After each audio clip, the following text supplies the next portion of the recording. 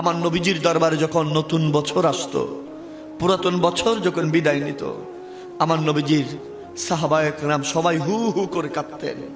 সবাই একজন অপরজনকে জড়িয়ে ধরে কাঁদতেন। মদিনার আশপাশের মানুষরা মনে করতো হয়তো কোনো মানুষ ইন্তেকাল করেছে মনে হয়। এইভাবে কান্নার আওয়াজ আসছে কেন, কি হয়েছে? এইভাবে সবাই কান্না করছে কেন? এইভাবে সিজদায় সবাই লুটে পড়ছে কেন? বলো, তোমাদের মাঝে কেউ কি মারা গিয়েছে? সাহাবীরা বলে না। তো এইভাবে কাঁদছো কেন? বলে যে এইভাবে কাঁদছি, একটা বছর আমাদের থেকে আল্লাহ দিয়েছেন, হায়াত বৃদ্ধি করেছেন। হয়তো এই বছরের সূচনাতে আমাদের কত ভাইয়েরা মারা গিয়েছে, আল্লাহ এই বছর আমাকে জীবিত রেখেছেন, নতুন একটা বছর আমাদের মাঝে আগমন করেছে। জানি না একটা বছর, এই বছর আল্লাহকে কতটুকু রাজি করেছি, এই বছর আল্লাহকে কেমন ভাবে সিজদা দিয়েছি জানি না সেটা। সেজন্য আল্লাহর কাছে শুকরিয়া আদায় করতেছি, আল্লাহ রে তুমি একটা বছর দিয়েছো, আল্লাহ হায়াত তো রেখেছো, আল্লাহ আগামী আরেক বছর আসছে, নতুন বছর, আল্লাহ নতুন বছর যেন তোমার ইবাদত করতে পারি। আমার মালিকের কদমে সিজদা দিয়ে আমরা আল্লাহর কাছে তওবা ইস্তেগফার করছি। এই তওবা ইস্তেগফার আমাদের করার দরকার আছে না নাই? আরো জোরে বলেন। এমন কোন ব্যক্তি এই মাহফিলে আছেন যিনি বলতে পারবেন 25 সালের প্রতিটা সিজদা কবুল হয়েছে বলতে পারবেন? এমন কেউ আছেন 25 সালের প্রতিটা তাসবিহ কবুল হয়েছে? এমন কেউ আছেন 25 সালের কোরআন তেলাওয়াত কবুল হয়েছে? এমন কেউ আছেন 25 সালে দান খয়রাত কবুল করছেন? এমন কেউ আছেন 25 সালে হজ উমরা কবুল করাইতে পেরেছেন? তাহলে কিসের বড়াই করছেন, কিসের অহংকার করছেন? একবার নিজের দিকে নিজে তাকান না। 25 সালের জানুয়ারিতে কত মানুষ মারা গেছে, ফেব্রুয়ারিতে কত মানুষ মারা গেছে, পুরো বছর কত কত মানুষ মারা গেছে, কিন্তু আল্লাহ তো আপনার আমার কাছে মালাকুল মউতকে পাঠাই নাই। ঠিক কিনা বলেন? 26 সাল আসতে যাচ্ছে আমাদের মাঝে, প্ল্যানিং করেন না।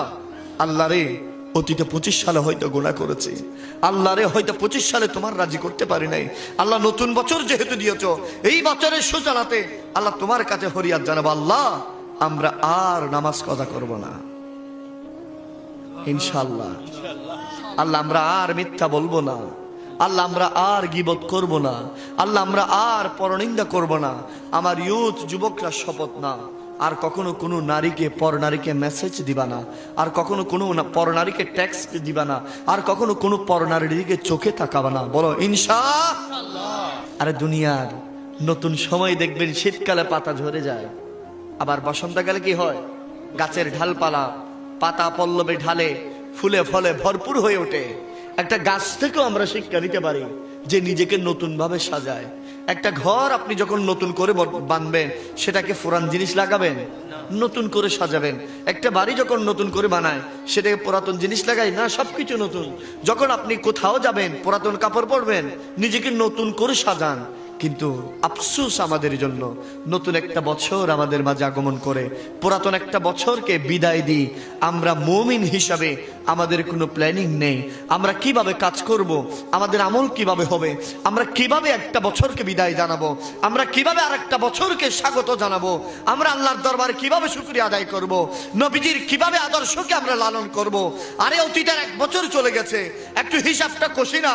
একটা বছর চলে গেছে, আমার জীবনে আমি কি প্রাপ্তি করলাম? নিজের জীবনে তো টাকা পয়সা, ধন দৌলত, গাড়ি বাড়ি, নারী ছেলে সন্তান, ইল্ডিং বিল্ডিং সব হয়েছে, কিন্তু যে মালিক আমাকে দয়া করেছে, যে মালিক আমাকে রিজিক দেন, যে মালিক আমাকে হায়াত দেন, যে মালিক আমাকে নিঃশ্বাস প্রশ্বাসে, যে মালিকের শুকরিয়া সব সময় করি, সেই মালিকের জন্য কি করেছি? কথা বলেন ঠিক কিনা?